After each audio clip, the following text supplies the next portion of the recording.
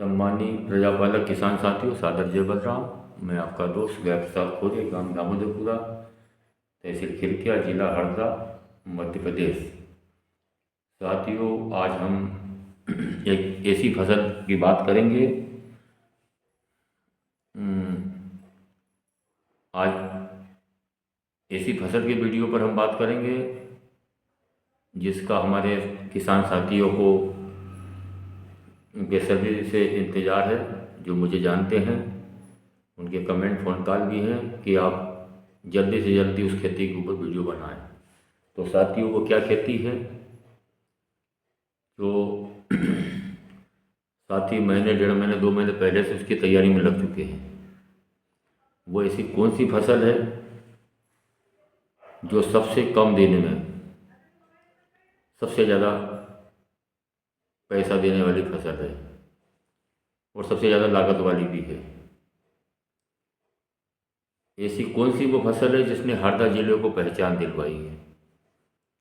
ऐसी कौन सी वो फसल है जिसने हरदा जिले में हर कंपनी के ट्रैक्टर शोरूम खुलवा दिए हैं? ऐसी कौन सी वो फसल है जिसने हर 4 व्हीलर गाड़ी के शोरूम हरदा जिले में खुलवा दिए हैं? ऐसी वो कौन सी फसल है जिसने हरदा के व्यापार को एक लंबी उड़ान दी है? तो साथियों, हम उस फसल पर विस्तार से चर्चा करेंगे। अगर मैं पूरी ज़मीन से बनाने से लेकर दाना भरा और कटाई गाहे तक की बात करूंगा तो लगभग 15 से 20 मिनट लगेंगे, क्योंकि किसान साथियों के प्रश्न की संपूर्ण जानकारी आप देना भले लंबे वीडियो बने। तो साथियों, मैं लंबा वीडियो न बनाते हुए उसको पार्ट में आपके सामने उसको 2 भाग में विभाजित कर दूंगा, पार्ट 1, पार्ट 2। तो साथियों, हम पहले बात कर लेते हैं पार्ट 1 की। पार्ट 1 में जहाँ तक हमें रखना हो हम रख लेंगे, वहाँ से उसको रोक देंगे। पार्ट 2 में आगे की बात फिर मैं बताऊंगा दूसरे वीडियो में। तो साथियों, हम करते हैं शुरू उस खेती की जो है मूंग की खेती। हमारे हरदा ज़िले में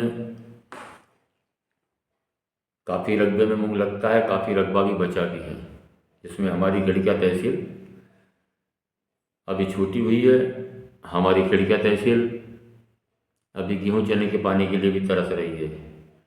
जिनके पास निजी जल स्रोत है वो किसान गेहूँ चना तो लगा पा रहे हैं, लेकिन मूंग की खेती हमारे क्षेत्र में काफ़ी कम है। जहाँ नहर से सिंचाई है, जिस क्षेत्र में नहर गई है वहाँ 100% ज़मीन नहर से सिंचित होती है। जिस केनाल से पानी नहीं जाता वो किसान भी बेचारे अभी पानी का इंतज़ार कर रहे हैं। साथियों, सबसे बड़ी एक वेदना है कि जहाँ मूंग की खेती हो रही है 100% ज़मीन में और जहाँ नहीं हो रही है, उन किसानों के आर्थिक स्तर में काफ़ी अंतर है। ये मैं आपको रियल बता पा रहा हूँ। इसमें भी 2 चीज़ हैं। जहाँ नहर से सिंचित है वहाँ का एरिया ज़्यादा समृद्ध है, क्योंकि वहाँ उनको उस फसल को पैदा करने में लागत कम है। और जहाँ ऐसे क्षेत्र में मूंग की खेती होती है जहाँ कुएँ ट्यूबवेल से होती है, वहाँ लागत बहुत अधिक है, क्योंकि कुएँ ट्यूबवेल से लगाकर मोटर जलना वलना, बिजली का खर्चा, पानी सिंचाई मजदूर का खर्चा, मेंटेन जला बली का खर्चा, काफ़ी खर्चे, टूट फूट, चोरी मारी सब हैं। इसके बाद वे भी हमारे किसान मूंग की खेती से काफ़ी प्रसन्न हैं। तो साथियों, हम उस खेती की ज़मीन की तैयारी की सबसे पहले बात करेंगे। तो वर्तमान में हरदा ज़िले में 5 से 6 प्रकार की फसल लगी हैं जो 90-100 दिन से 120-130 दिन की हैं।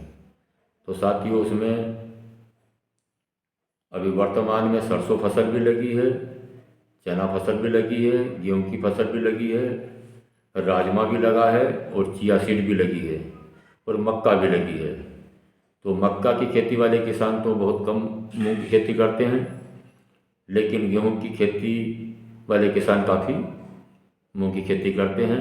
और बाकी कहीं ऐसे एरिया में कम दिन की फसल लगी जहां पानी की सुविधा नहीं है, और कहीं ऐसी भी लगी जहाँ पानी भरपूर है, वो मूंग की खेती जल्दी लगाने के लिए भी कम दिन की फसल का चयन करते हैं।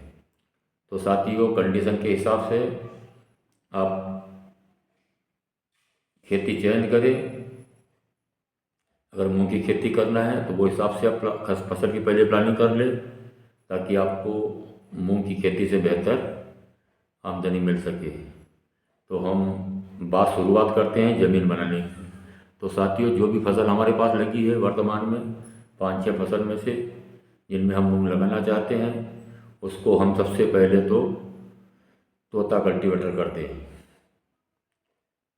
अगर गेहूं की खेती है तो भूसा बनने के बाद जो गलती बचती है ज़मीन में, उसको 1-2 लेबर की सहायता से उसको एक समान पूरे खेत में फैलवा दें, ताकि हमारा रोटावेटर उसको आसानी से पीस सके, गलती की गलती ढेर न रहे जो कल नुकसान दे।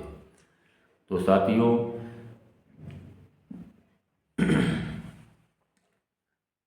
तोता कल्टीवेटर करने के बाद 2 दिन नरवाई को सूखने दें और दोपहर के समय में उसको रोटावेटर करें।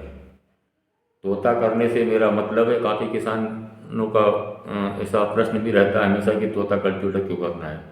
तो साथियों, हमारी गेहूं की सिंचाई आखिरी होने के बाद भी इनमें भी ज़मीन में नमी काफ़ी रहती है, और हम कोशिश करें अगर कि रोटावेटर ज़मीन डायरेक्ट जुताई करें तो उससे ट्रैक्टर के ऊपर लोड भी ज़्यादा पड़ता है और पिसाई भी ढंग से नहीं होती, क्योंकि आरपीएम पूरे नहीं बन पाते, क्योंकि ट्रैक्टर के ऊपर रोटावेटर के ऊपर मिट्टी काटना भी रहता है और उसे पीसना भी रहता है।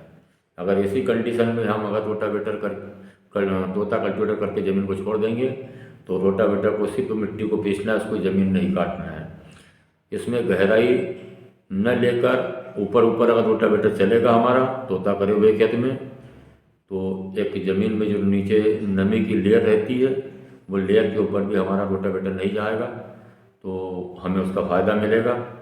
अगर रोटावेटर ज़्यादा गहराई से लेंगे, लेयर बनेगी, तो कल पानी की भी दिक्कत जाएगी ज़मीन में जाने की और हवा की भी जाएगी। तो साथियों, ये थे कुछ सुझाव। बाकी ज़मीन जितनी तोता आप करें, उनको रोटावेटर करके पीस के और सूखे में ही बोनी हमें करना है।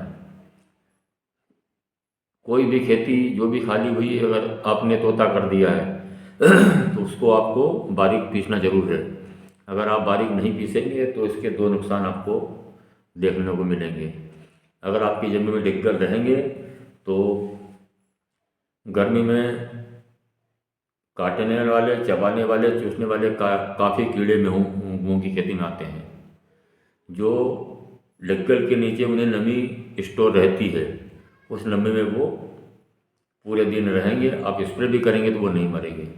तो साथियों, मिट्टी को अच्छी बारीक कर लें ताकि वो उनकी जनरेशन को ज़्यादा न बढ़ा पाए, ताकि हमारा दवाई का खर्चा भी कम लगे और हमें परेशानी न हो और नुकसान कम हो। तो ये तो हो गई मेरी बात ज़मीन बनाने की। गेहूं के खेती वाले साथी जो नरवाई पीसे, वो मूंग की खेती में 25 से 30 किलो एकड़ यूरिया बोनी पूर्व डाल दें और इसके बाद में बोनी करें और फिर सिंचाई करें। हर कंडीशन में मूंग सूखे में ही हमें लगाना है। अगर हम ज़मीन को गीला करके मूंग लगाएंगे तो हम बेहतर उत्पादन नहीं ले सकते। मूंग की खेती एक सूखी ज़्यादा ड्राई एरिया के लिए भी है, जहाँ जितनी गर्मी पड़ेगी, जितनी ज़मीन सूखेगी, उतना उसका प्रोडक्शन भी मिलेगा, बीमारी कम आएगी। तो हम कोशिश करें। नरवाई में मैंने यूरिया फेंकने की सलाह क्यों दी कि नरवाई में जैसे ही पानी जाएगा तो वो विघटित होगी और विघटन होने के लिए ज़मीन का नाइट्रोजन वो उठाएगी, तो हमारे प्लाट पर एक पीला कलर देखने को मिलेगा। तो वो हमारे लिए शुरुआती दौर में नुकसानदायक रहता है, क्योंकि शुरुआत में मूंग को भी नाइट्रोजन की ज़रूरत रहती है, बाद में कुछ सक्षम हो जाता है। बाकी शुरुआत में नाइट्रोजन की पूर्ति के लिए हमें इतनी व्यवस्था बनाकर रखना है। तो ये तो हो गई मेरी खेती की बात। इसके बाद में आती है वैरायटी की बात, बीज उपचार की बात, लाइन से लाइन की दूरी की बात, बीज दर कितनी रखना है, और बोनी कब से कब तक करना है, और सिंचाई कैसे करना है, उस पर दवाई क्या लगाना है, फूल के लिए क्या रखना है, दाने के भराव के लिए क्या करना है, ऐसे कौन से खाद में बीज मिलाकर बोनी करना है, ये सारी चीज़ें मैं आपको एक दूसरे वीडियो में बताऊंगा। ये मेरा पार्ट 7 का वीडियो यहीं समाप्त होता है। मेरे चैनल को सब्सक्राइब जरूर कर लें ताकि आपको मूंग की खेती की जानकारियाँ समय से पूर्व मिलती रहें। तो मैं दूसरे वीडियो में आपको वैरायटी से लगाकर दाना भराव तक की सारी जानकारी आपको दूंगा। धन्यवाद।